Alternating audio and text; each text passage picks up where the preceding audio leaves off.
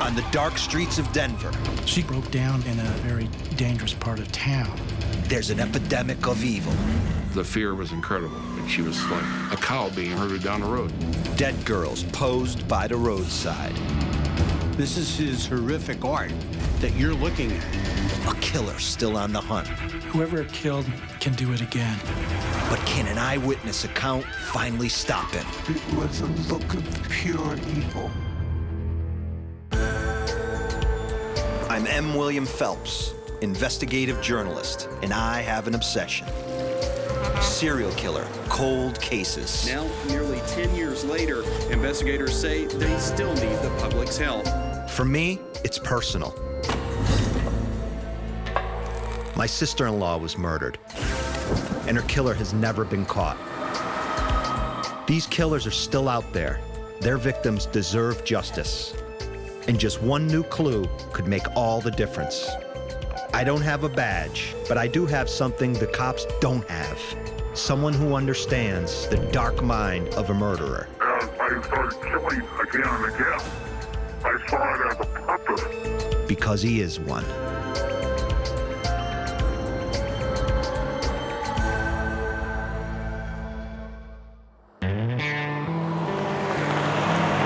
I'm in Colorado, on the outskirts of Denver, just a few clicks east of Mile High City, Arapahoe County. It's remote, rural, fields of crops for miles. But out here, when night falls and the moon rises, darkness takes hold, and a predator wakes up. All around me, there's nothing for miles. Now imagine a 15-year-old girl running down this road in the darkness. It's freezing. She's naked. An engine is revving. The headlights are coming. She knows she can't escape that. She knows her own fate. What I want to know is, who the hell is behind that wheel? And who else did he kill?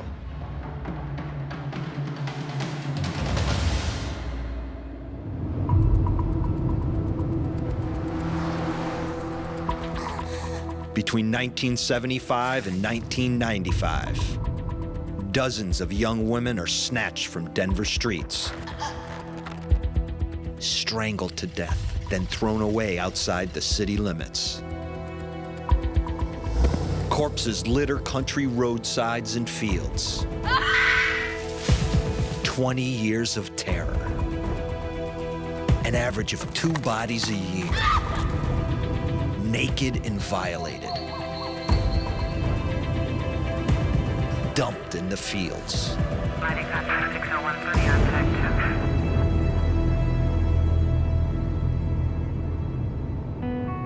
Many cases went cold years ago.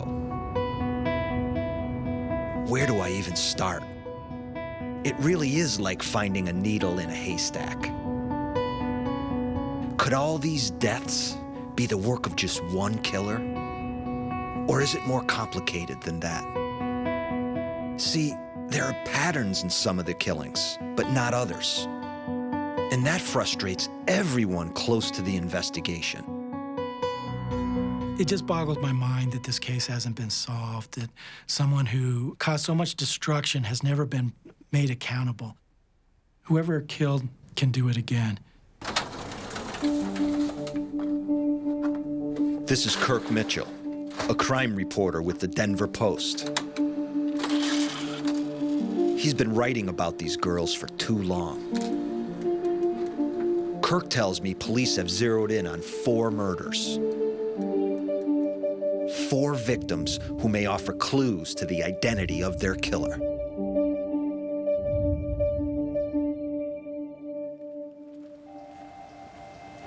August 17, 1978. Even at 15, Kim Graben was already a drifter at heart. Kimberly Graben, she was a runaway. She'd been staying at a youth home because she'd been running away from home several times. She was kind of off the grid.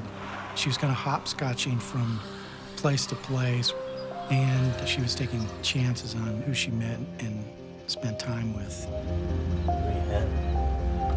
Kimberly Graben had been running all her life.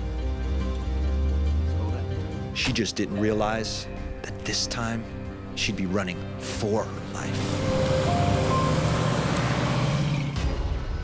Kim Graben is victim number 1. What's that over there? She's found the very next morning. She was partially clothed.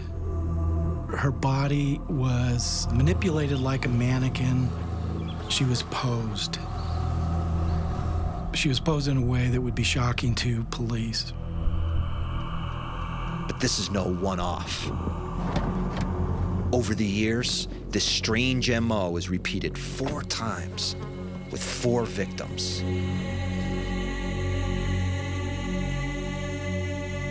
In each of the 4 cases, the women were strangled to death and left nude.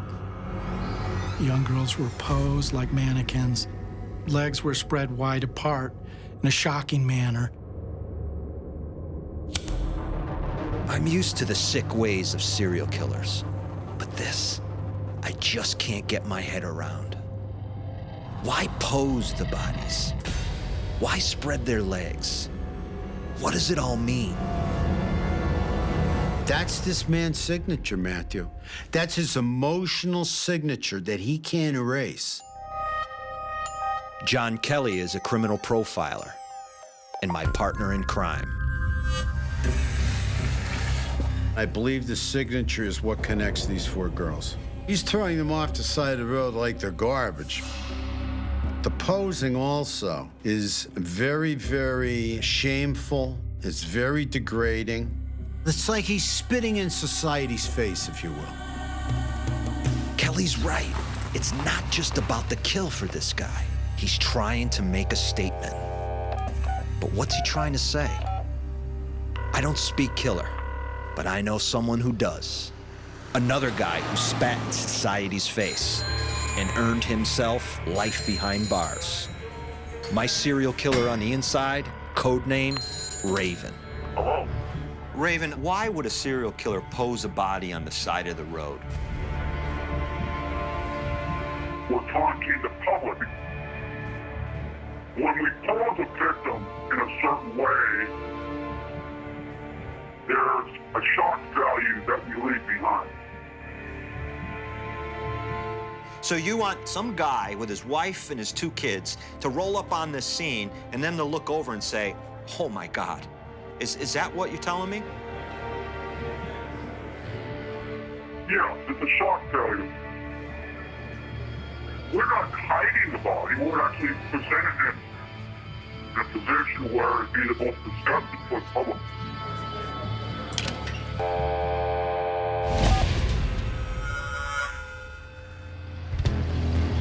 I get what Raven's telling me.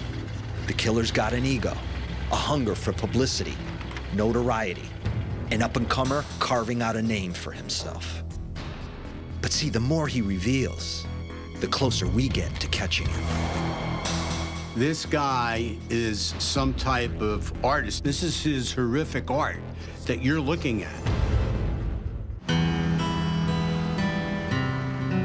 I'm just outside Denver, Colorado, the great outdoors.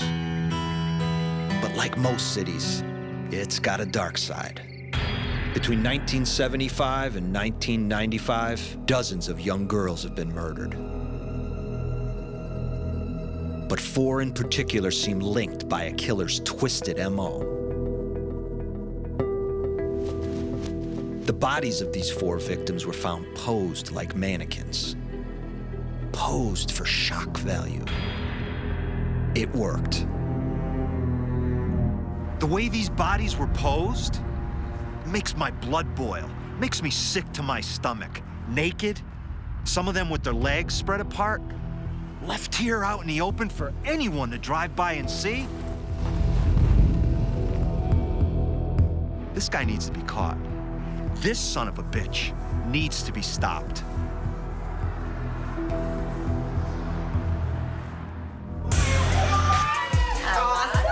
So how does this guy choose his victims? Meet them at a party, then follow them home? Or just drive by and pick them up? Is he a hunter or a collector? The first victim was a hitchhiker, but they weren't all engaged in high-risk behavior. For some, it was just a matter of wrong place, wrong time. In 1987, young Caroline Walker had just turned 18. Caroline was very special. She had green eyes, dark hair, and she was just a very pretty girl. I'm meeting with Claudine Walker, Caroline's mom. She remembers her daughter the way she was, a beautiful child and a champion gymnast. She took to gymnastics like a duck takes to water. She was quite a sports person.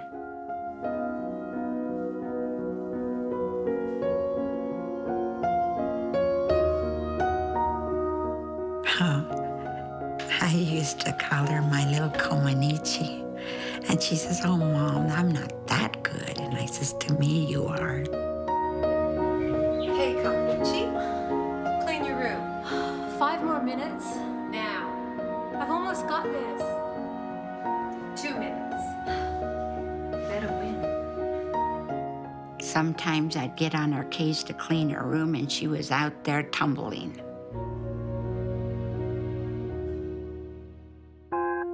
Bye, Mom. Oh, sweetheart. We're going. I'm gonna be late. Be careful. Remember, 12 o'clock. I know. July 3rd, 1987. Caroline Walker meets her boyfriend Greg for a drink after work. Greg, I'm trying to drive. But Greg has one drink too many, and she has to drop him home in his car. Her mother was very strict. She had rules. She had a curfew. And Carolyn was anxious to get home before the curfew. A kiss goodbye, and Caroline hurries home. Greg, I've got to go. My mom's gonna kill me.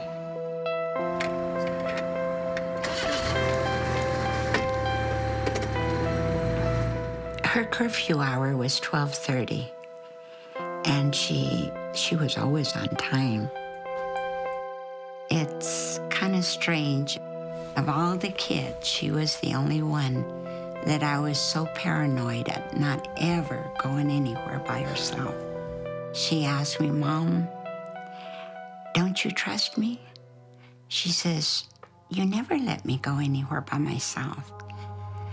And I told her, "I can't explain that. I just have this feeling that you shouldn't ever, ever be by yourself." But that night, Caroline Walker was by herself, and all of a sudden, fate comes knocking. The car was a bit of a clunker, and it broke down on her in a very dangerous part of town. Just south of Colfax Avenue, this area, a lot of the girls were last seen alive. Caroline's stranded and alone, but not for long. And about 11:30, I woke up. I was terrified. I looked towards the front room, and the light was still on. Thanks for stopping. And I thought, well, she's not home yet. Let's get off the road, you steer. I just felt like I was terrified. I felt like my hair was standing on end. And I was pacing. 12:30 came. She wasn't there. And I paced and no Caroline.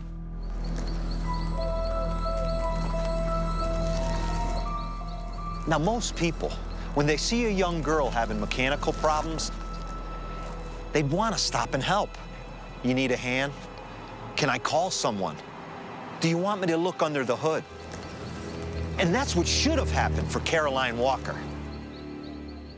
That's what you'd want to believe would happen for your daughter. But not this time. Caroline was innocent. She trusted people. But someone took advantage of that trust.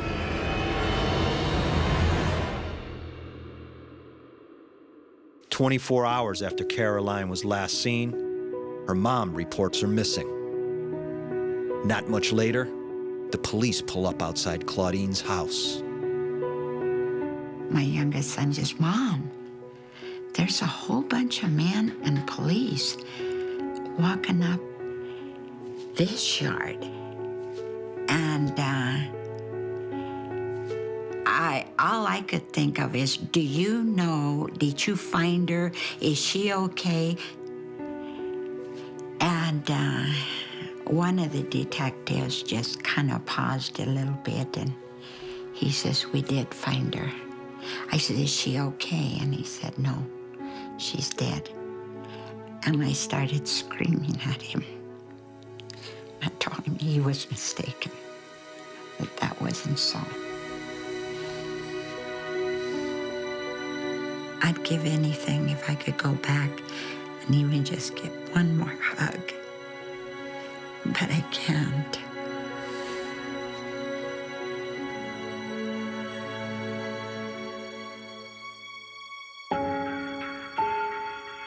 Caroline's body was found on July 5th, 1987, at 1 p.m. When I first saw her, I said, this person's been posed. She was not just simply dumped there. Detective Marv Brandt was at the Walker crime scene. The autopsy revealed she'd been beaten, strangled, and sexually assaulted. She was found lying completely naked with her feet up towards the road, her hands and arms pulled behind her, and her legs were spread, and no clothes were found anywhere. And he wanted the public to see her, if you will. Exactly. He wanted somebody to see her and shock that person. A person that does this is proud of what he's done.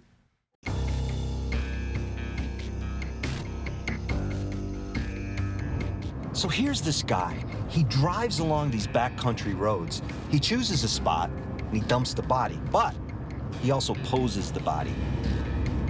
Why does he pose the body? To degrade that victim one last time, but also to show those cops how superior he is.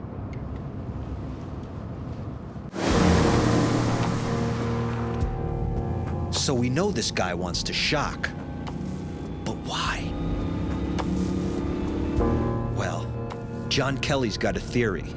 It's about notoriety and a very twisted take on a public performance. It's the posing that's his signature. Art is in the eye of the beholder. This guy is some type of artist, if you will. This is his art. This is his horrific art that you're looking at. But why use women as a canvas? He has unbelievable hate towards younger women. That tells me that at some point in time, this man was probably made fun of, hurt in some way, rejected, if you will. by younger girls. Hell, I've been rejected plenty of times by plenty of women. A quick Florida vacation usually healed those wounds.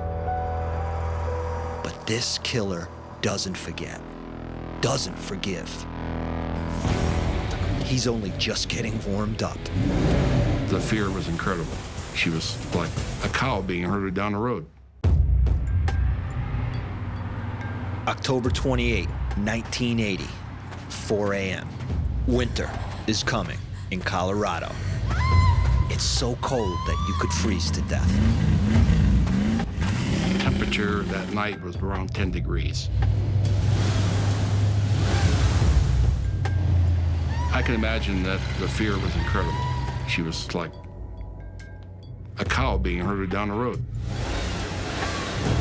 She walked 4 miles naked with no shoes on a gravel road.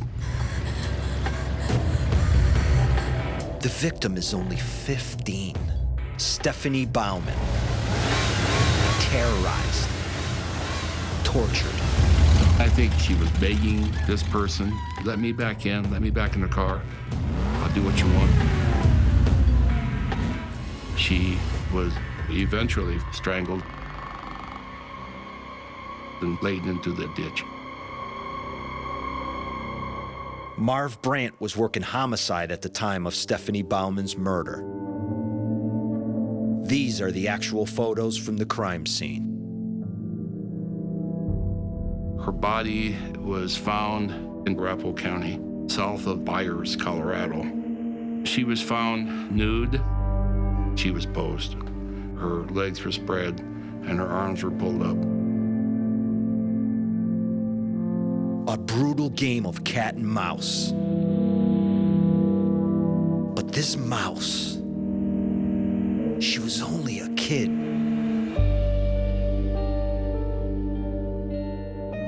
Stephanie Bowman was 15 years old.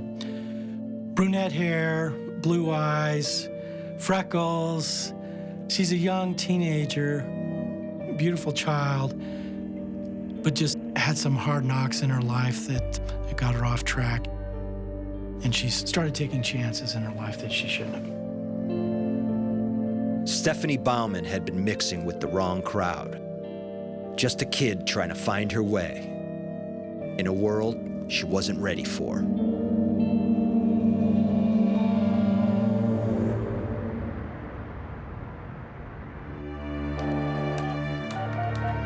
I'm looking at this murder and I'm thinking, this is a whole other level of anger. Another level of rage. And all that rage focused on innocent young women.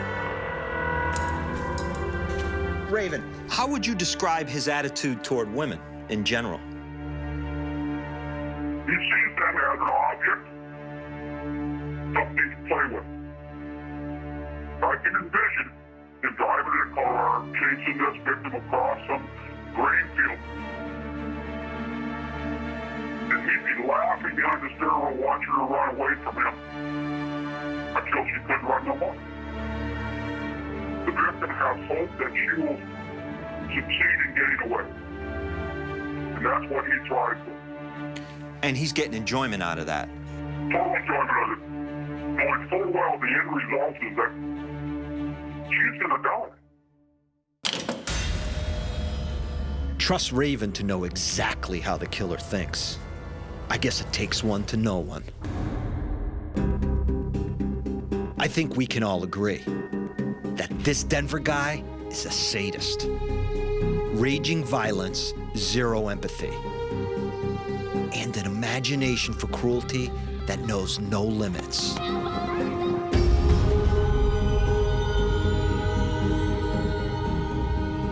I got a picture developing in my mind about him, and he's all fantasy-driven.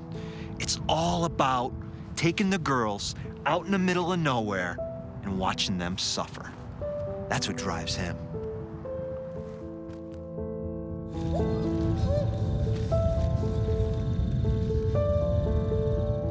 When you're strangling somebody, you're staring right in their eyes.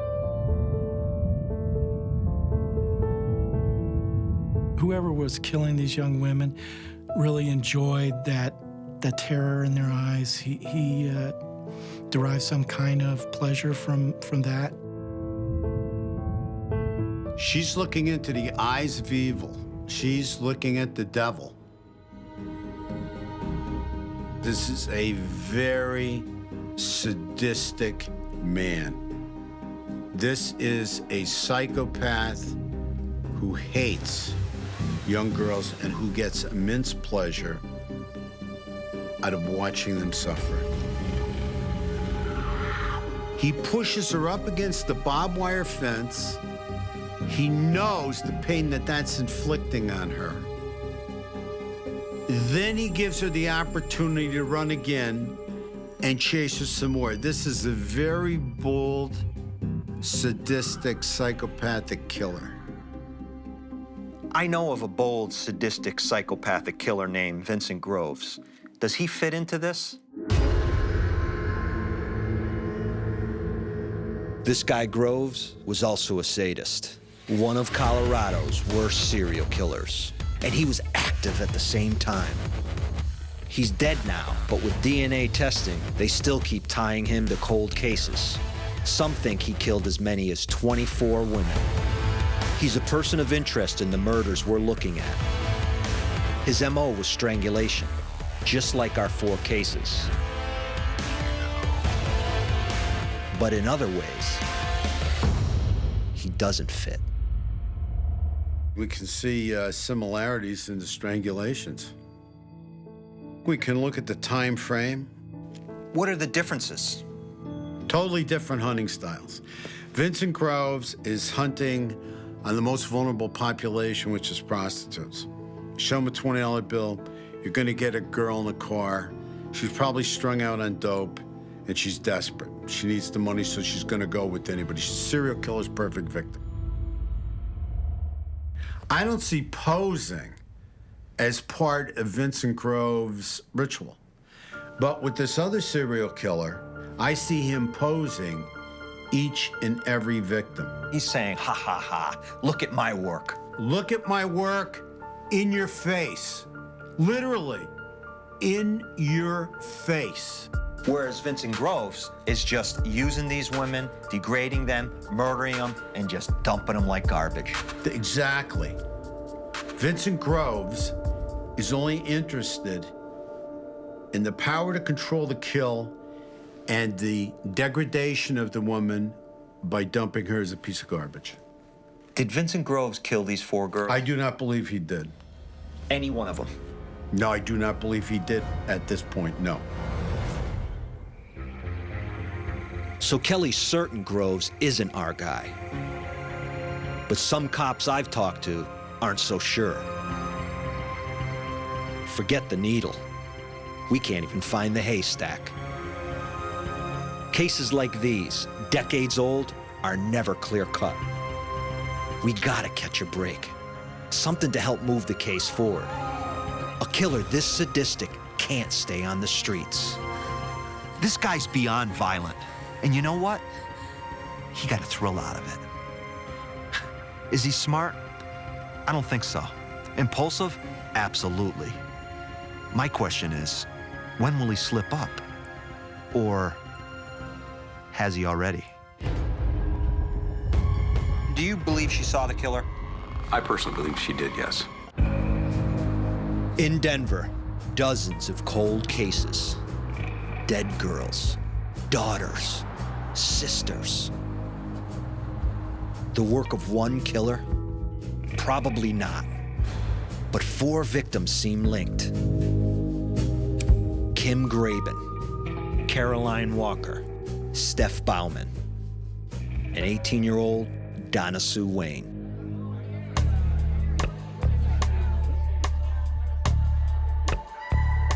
In the early hours of July 14th, 1986, Donna Sue Wayne is out partying. She had been seen at several parties in North Denver. She liked to associate with people that were partying type people, liked to do drugs, liked to drink. last drinks. Donna Sue is seen leaving with some Latino men that have never been identified. Her friends never hear from her again. She was originally reported missing to the Arapahoe County Sheriff's Office. Steve Connor is a detective with the Aurora Police Department. He was working a pair of unsolved murders when he got a call from Detective Marv Brandt. Investigator Brandt from the Arapahoe County Sheriff's Office brought to my attention two that they were working and how similar they were to two that I had been working. The people we're looking at, they weren't prostitutes, but they were high-risk victims. Donna Sue Wayne was missing for a month before they found her. Her body was skeletonized. She was discovered in kind of an illegal dumping site. Donna Sue was thrown away in a pile of trash and left to decompose. Now this is a key difference, because the other girls were displayed near roadsides, not hidden away. She wasn't expected to be found right away. Marv Brandt was at the crime scene. When I got there, they were taking the body away, and there was not too much left of her remains that were identifiable. Although police can't recognize the body as being Donna Sue Wayne, they do recognize something else right away. Her legs were spread apart. However, it was undetermined how she was killed. Despite having little to work with, and despite the fact that Donna Sue was found buried in a pile of trash, the posing leads investigators to tie this murder to the other three. There's no physical evidence, trace fiber, fingerprints, none of that connects. It's this similarity in the homicide occurring somewhere else and the body being posed at a specific location. I gotta tell you, I'm not surprised they still haven't caught this guy. Nothing is straightforward. There are patterns, but then also exceptions. 3 girls he poses in places where they'll be found easily. But Donna Sue Wayne he hides in a garbage dump. She isn't found for a month. As for the kills, 3 girls he murders elsewhere, then transports the bodies. But with Bowman, he chases her with his car and leaves her where he kills her. It just doesn't add up. Maybe that's because it's the work of more than one killer. Kelly, could it be more than one guy? Because I'm not sold on the idea that we're looking at one serial killer for these 4 girls. You know, that possibility is always out there, but I don't believe that it's more than one guy. But you have some of the girls dumped in open areas. One of the girls is dumped in a dump, right? And not found for a long time. I believe it's the same guy because these bodies were found in a pretty small area, right? So if we could say that, we'd have to believe that he feels comfortable taking them to this area. I hear what he's saying. Bodies keep showing up in the backyard. You better knock down the front door. That's what I love about Kelly. He backs his instincts. But how about someone with killer instincts? Raven. Let's assume this guy lives locally. Where would you go looking for him? Maybe he lives close by. I think he'd probably hang out at a local cafe where he could flirt with the waitresses and enjoy their company. He's gonna stay within his comfort zone. And his comfort zone is local, right? Yeah, it's gonna be completely local. This guy's not gonna move. He's still there. He's still watching. So it's 2 against 1. Kelly and Raven both think it's one guy. One killer for these 4 girls. But what about the variation in the MO? Serials usually have a consistent pattern, but it can't evolve. Something made this guy change his game. That leads me to believe there's some kind of substance abuse involved. His plan has been messed up. He has lost some control, and I believe he's ingested some kind of drug. Why would a serial killer do that? I thought the addiction was murder. That's what you're always telling me.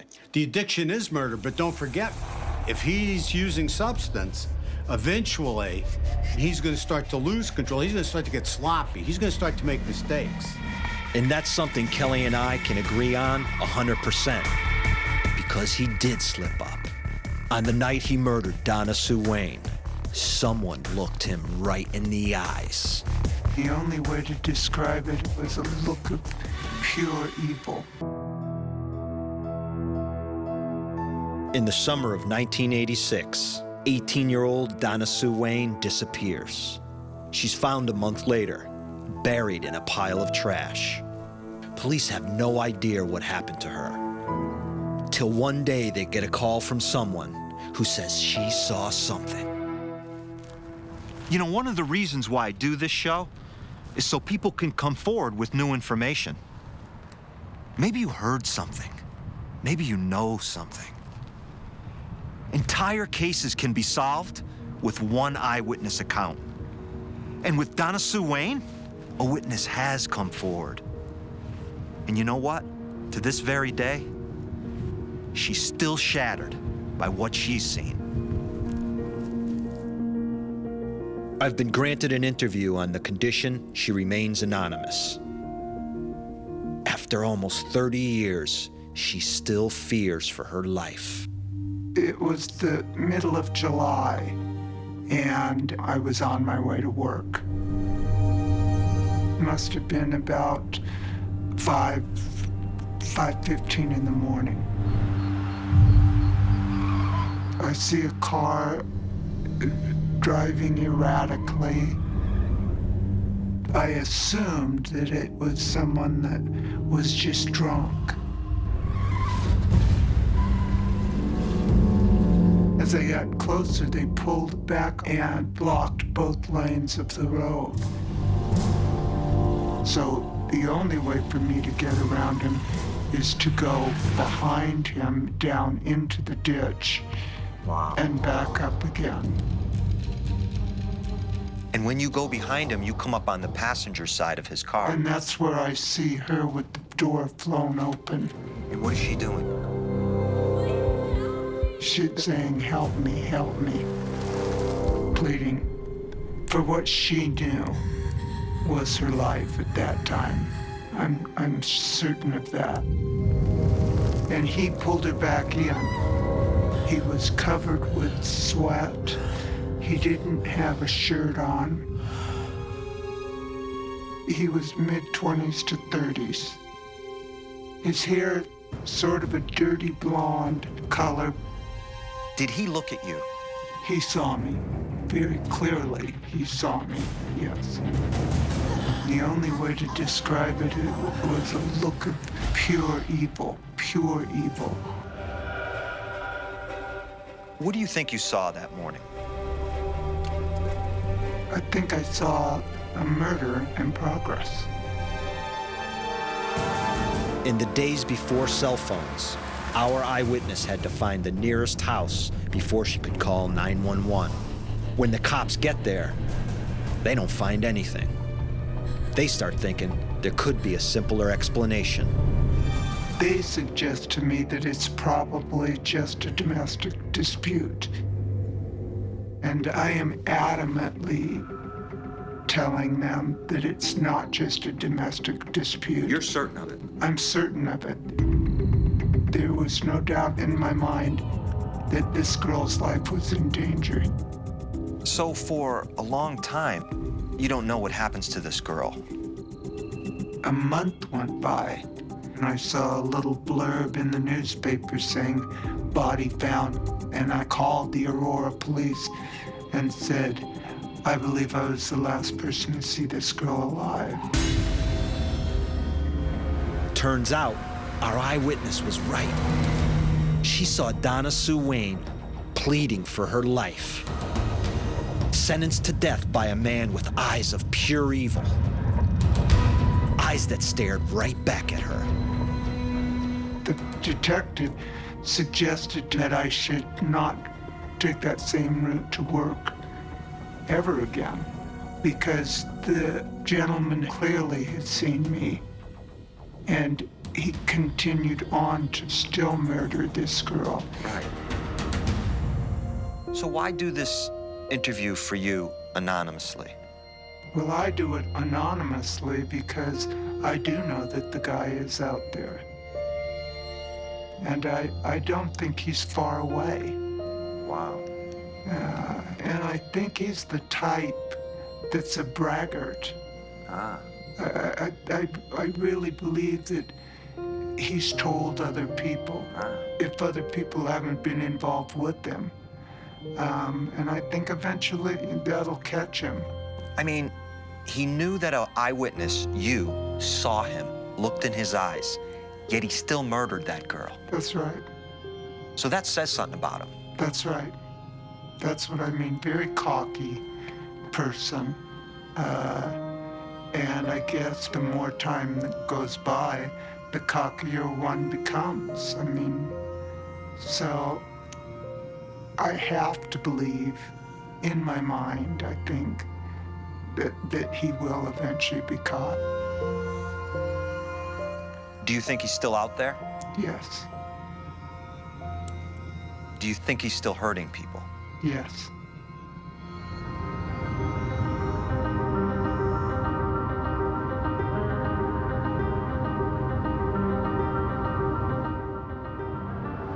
There are over 1,500 unsolved homicides in the state of Colorado. Each one of those involves a victim. Here in Aurora, in Denver, we're focusing on 4 cases.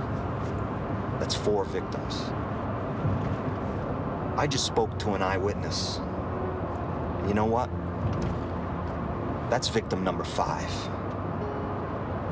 Because she suffered her entire life.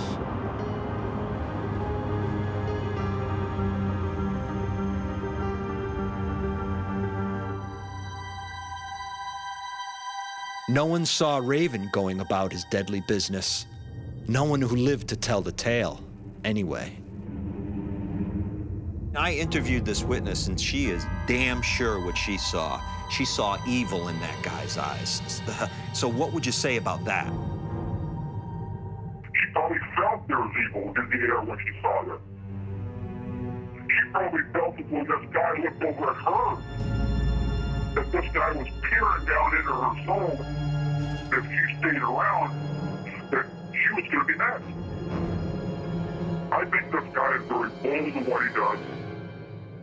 He knows the area where he's working. He knows what he's doing. He kills people. This guy is very confident. You're looking at a very bold serial killer. She's reaching out to this woman, please help me, please help me. This guy reaches over, wraps his arm around her, and whips her back into the car. Where are you going, honey? You're coming with me. We have a date with death. Despite her fear, our witness got a good look at the suspect. He was Caucasian, in his late 20s, with blonde hair. At the time, there wasn't enough evidence to make an arrest. But times have changed. I'm told there's a late-breaking development. Police are hopeful this could lead to an arrest in the case of Donna Sue Wayne. There is a person of high interest that we are looking at, and I'm unable to discuss that at this time. Any physical evidence that you can discuss from the 4 cases we've talked about? No, I can't. Donna Wayne was with people that partied, and she was seen at this bar. So you think it's someone in her circle? I think so, yes. A degenerate in her circle? Yes. That's my personal opinion.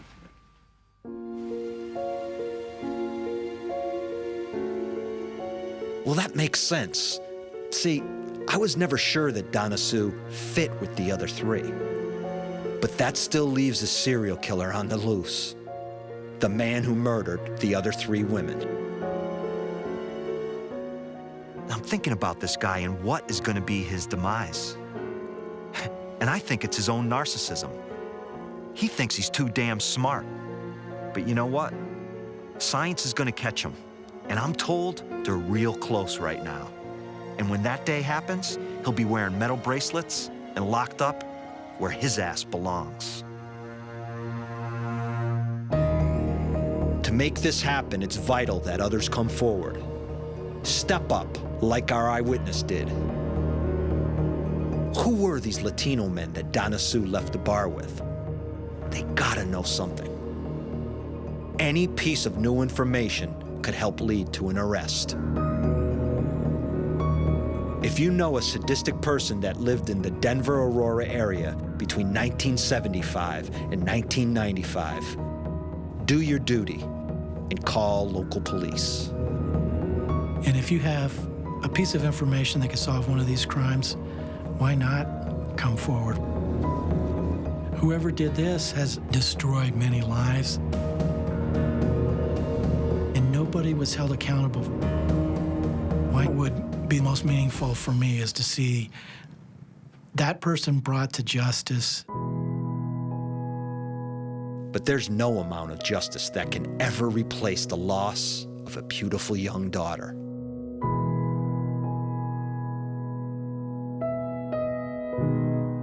When the kids were little, they would get mad if I looked at her picture. So I'd wait till they were gone, then I'd do my crying. There was times I would get on the floor and pound on the floor and cry as loud as I could. That's when I would hear her. She'd say, "Mom, don't cry. I'm still with you." And those are the things that got me through it. I'm sorry. It was an honor and a privilege to have known her.